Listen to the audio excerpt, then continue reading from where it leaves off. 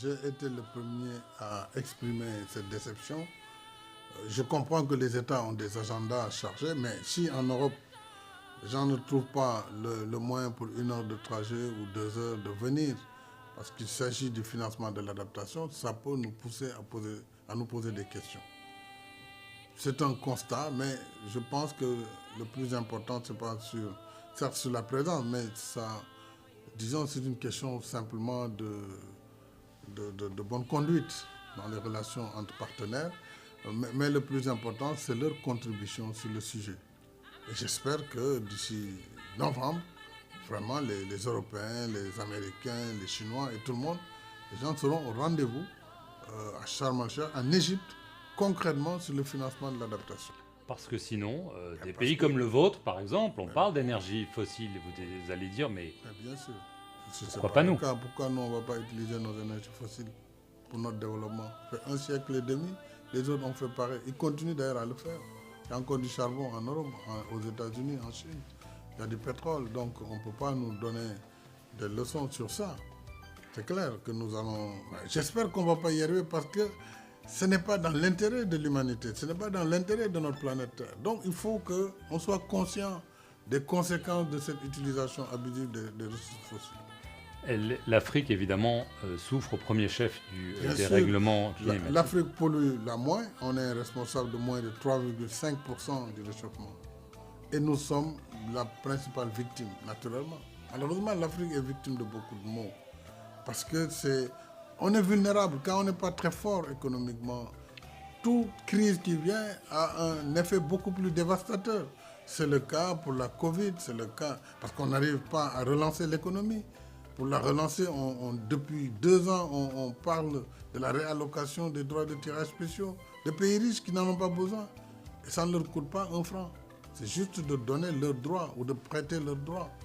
Alors, si on ne peut pas avec ce mécanisme, mais qu'est-ce qu'on pourra faire? Est-ce que vous avez l'impression que parfois, on dit aux Africains beaucoup de belles choses, de belles promesses, mais en fait, derrière... Oui, bien sûr, ça c'est un constat. Mais je ne veux pas décourager aussi ceux parmi ces pays qui font l'effort quand même d'être présents, peut-être à un niveau qui n'est pas le niveau que nous aurions souhaité. Mais il ne faut pas décourager ceux qui sont engagés vraiment pour une coopération avec l'Afrique. Mais il faut dire que de façon globale, les attentes africaines sont souvent déçues. Est-ce que, alors vous êtes aussi président de l'Union africaine, on parlait de phénomènes climatiques. Là, l'ONU a tiré la sonnette d'alarme sur un phénomène qu'on n'avait pas vu depuis une dizaine d'années en Somalie, la famine. Oui, elle est là, elle est apparemment, et personne s'en préoccupe. Oui, c'est ça le drame du monde. C'est-à-dire qu'il faut qu'il y ait un mort dans les pays du Nord pour que ce soit l'événement mondial. Rappelez-vous, même lorsqu'il s'est agi de ce bébé syrien décédé à l'époque au large de la place, ça a créé l'émoi, y compris en Afrique. Parce que les grands médias comme les vôtres, c'est des headlines, c'est tous les jours, c'est à la une. Donc c'est le monde globalement qui est concerné. Un peu le cas avec la guerre en Ukraine, malgré la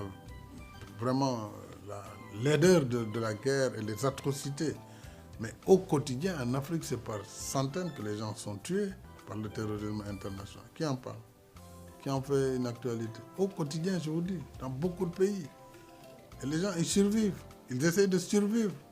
Donc, nous avons bien sûr cette situation qui découle bien sûr de l'histoire. Donc, ça vient de très loin, tout ça. On essaye de corriger, chaque génération fait sa part. Mais il y a beaucoup d'injustices. Et la première injustice, c'est qu'un continent comme l'Afrique qui fait 30 millions de kilomètres carrés, 1,4 milliard d'habitants, 54 États, pays qui n'a pas un seul membre permanent du Conseil de sécurité. Vous voyez que ça, c'est normal. Les vainqueurs de la Seconde Guerre sont au Conseil avec un mandat permanent, et droit de veto. Un seul pays peut bloquer toute l'humanité sur des sujets essentiels, parce que c'est le droit de veto. Voilà ce que nous dénonçons toujours, cette injustice que l'Afrique subit.